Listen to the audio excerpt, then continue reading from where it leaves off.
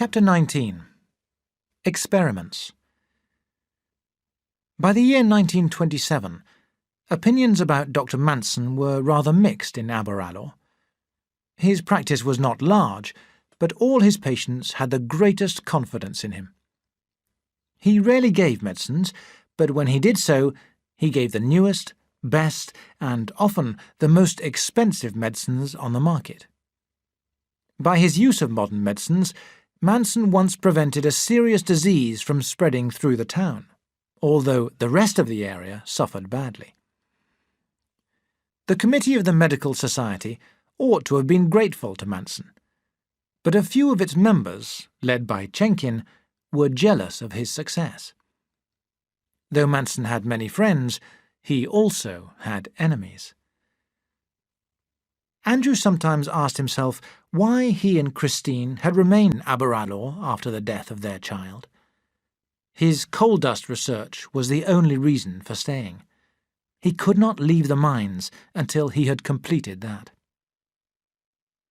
He now had a great deal of important information about the effect of coal dust on the miners' lungs. But in order to prove his facts, he decided to do a few tests on small animals, to study the action of the dust on their lungs. Here his real troubles began. Taking care to cause the animals as little pain as possible, Andrew did some extremely successful tests, which proved all his beliefs. He felt proud and excited. But then, a few days later, he had a shock. When Andrew returned home from work, he found Christine looking worried. "What's the matter?" he asked her. She looked at him unhappily. "I had some visitors today." "Oh? Who were they?" "5 members of the committee, including Chenkin. They had heard about your tests on the animals and wanted to see your workroom. I told them that you were not at home, but they pushed me out of the way and rushed into your room. When they saw what was in there, one of the men shouted, 'Oh, the poor animals!' I tried to tell them that they had not suffered, but they refused to listen. They put the animals in a bag and took them away." "What?" Andrew shouted. He thought for a minute, and then went into the hall to use the telephone. But, just as he reached it, the telephone bell rang. "Hello?" he said angrily. Then his voice changed. It was Owen. "Look here, Owen. I know, Owen interrupted. "This is a bad business. I'll come along to see you now." Owen came. Before Andrew could speak, he said, "Did you get permission?" Andrew looked at him in surprise. "Permission for what?" "To do tests on animals." "Good heavens, no! I never thought about it." "I'm afraid that there will be trouble," Owen said. "Some members of the committee feel very bitter about you. But don't worry, everything will be all right in the end." Owen went away. The following evening, Andrew received a letter ordering him to attend an inquiry to be held by the committee a week later. The news that there was to be an inquiry caused a lot of discussion in Aberalour. Fights broke out between Andrew's friends and his enemies. Andrew himself felt tired, angry, and worried. On Sunday afternoon, he presented himself before the committee. A large crowd was waiting in the street when Andrew entered the offices and walked up the narrow stairs to the committee room, which also was packed with people. The inquiry began with an angry speech by Chenkin, who shouted that Andrew had broken the law by doing tests on animals without permission and should be reported for this crime. Here Owen interrupted. "I must warn the committee that if we report Dr. Manson for this, the whole committee may run into trouble." "What do you mean?" Chenkin asked.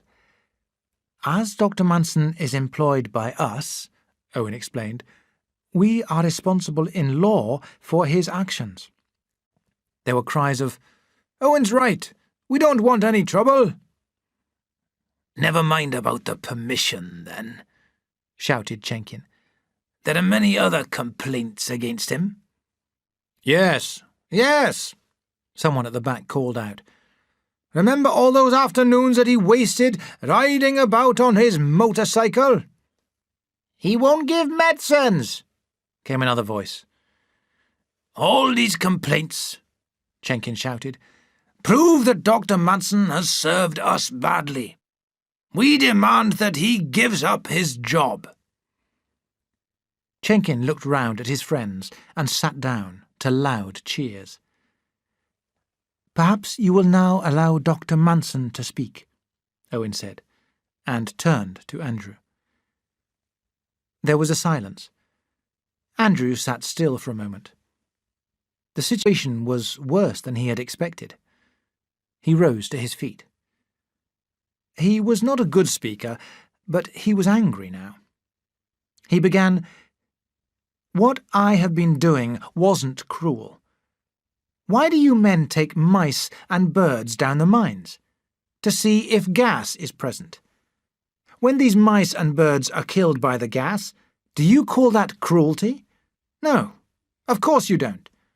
You realize that these tests with animals save men's lives, your lives. Well, that is what I have been trying to do for you. For 3 years, I have been doing research into the diseases that you get from the dust in the mines. I have made a discovery that may improve your conditions of work. A discovery that will keep you in good health better than bottles of medicine can do. You don't believe me. You think that I lie to you. But this will show you what other people think of my experiments, people who are able to judge." He took a letter from his pocket and handed it to Owen. It was from a university in Scotland, offering him another medical degree in recognition of his important coal dust discoveries.